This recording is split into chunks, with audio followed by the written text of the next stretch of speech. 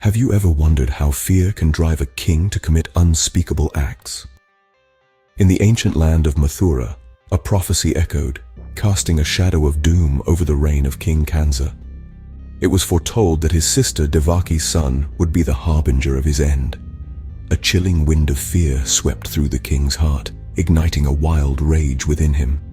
But even as the storm of his fury raged on, an ethereal form began to take shape in the mystical whispers of the forest. It was the divine baby, Lord Krishna, radiating an energy so potent that it trembled the very fabric of the universe. The sloka, or verse, captures this divine moment beautifully. In English, it translates to the tale of Lord Krishna's birth, a story intertwined with ancient miracles. In darkness, a light shines, pouring the nectar of devotion. Krishna's birth was no ordinary event. It was a cosmic awakening, a divine spectacle that occurred amidst celestial melodies and divine light. As the universe paused to witness this divine incarnation, it was clear that his innocent face was a veil, hiding an inward energy that was powerful beyond comprehension. The birth of Krishna marked the dawn of a new era. It was a beacon of hope, a promise of an end to tyranny, and the beginning of a divine chapter in the pages of the universe. It was a testament to the fact that no matter how dark the night, the morning always brings with it a new light. The sloka encapsulates this sentiment. In English, it translates to a smile as delicate as a flower, echoing the rhythm of the inner universe. The world stood in awe when Krishna was born.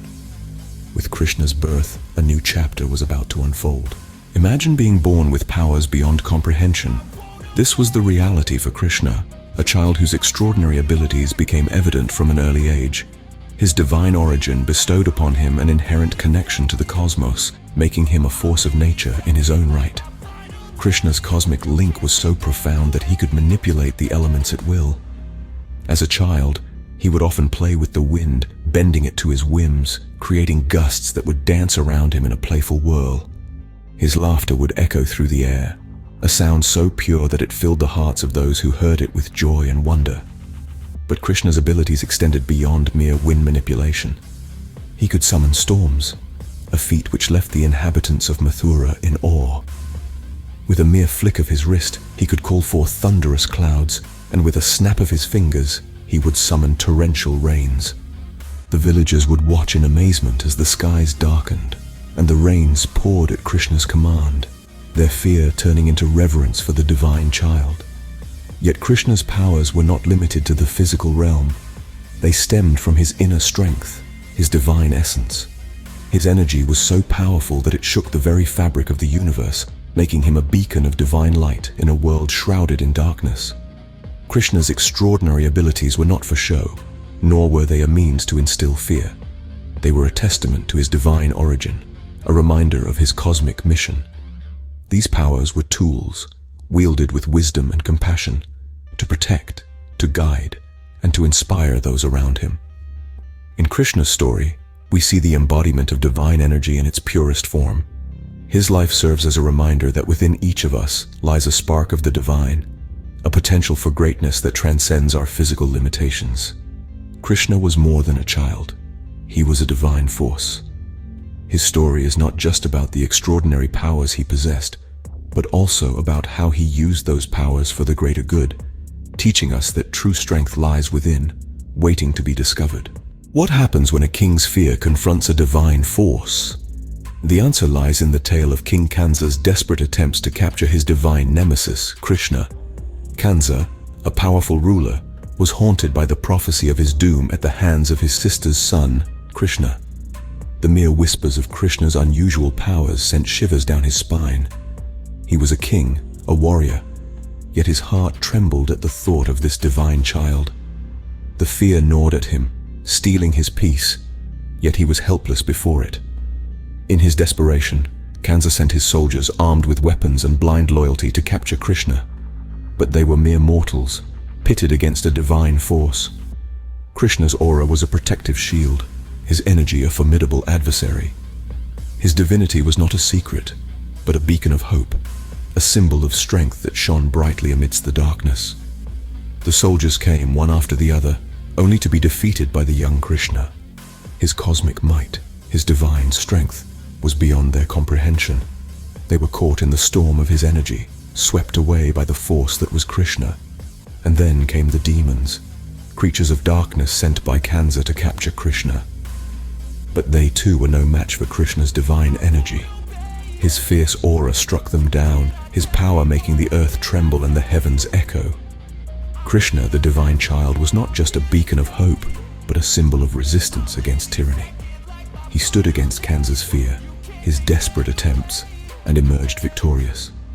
His divine form was a testament to his cosmic might, a beacon of hope against the darkness.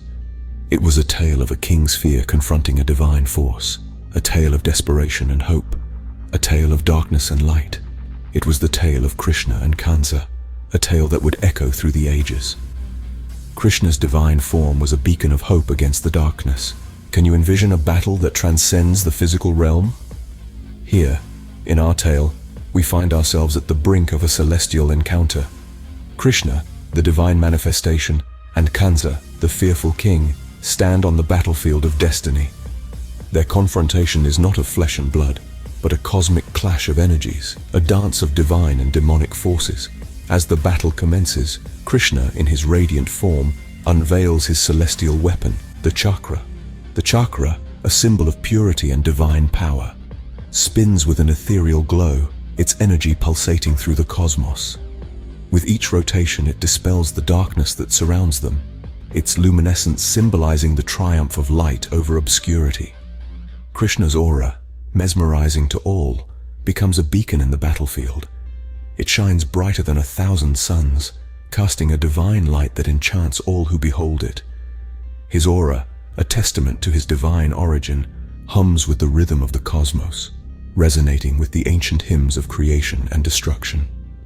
In the midst of this celestial standoff, Krishna's power, fierce and unwavering, shatters the demons and enemies who dare to confront him. His strength, not just physical but deeply spiritual, mirrors the might of a thunderbolt, a Vajra, tearing through the illusions of fear and ignorance.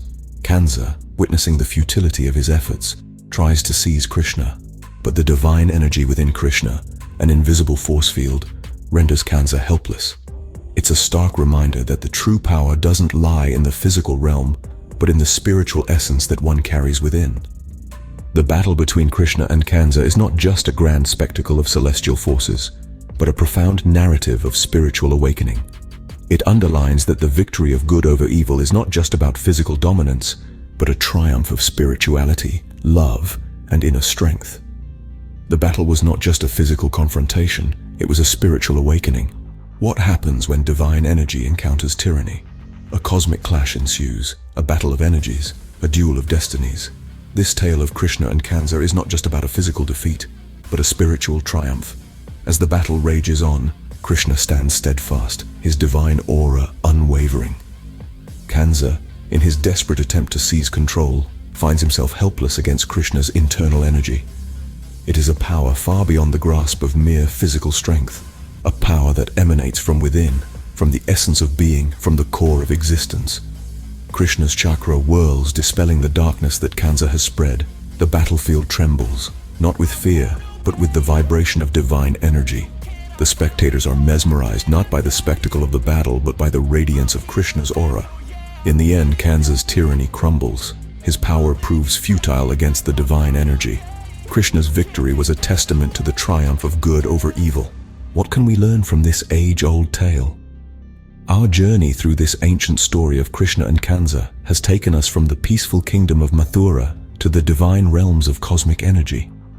We've seen how a prophecy sparked fear in a king, how a divine child was born radiating an unimaginable force, and how this child, Krishna, grew to defy the desperate attempts of King Kansa. We've witnessed an unprecedented cosmic clash and seen the triumph of good over evil. The lessons woven within this narrative are timeless. It teaches us that true power is not purely external, but resides within us. It shows us that love and devotion are the greatest energies, capable of overcoming any adversity. It reminds us that with divine faith and inner strength, nothing is impossible. This tale serves as a reminder that true power lies within, and love indeed conquers all.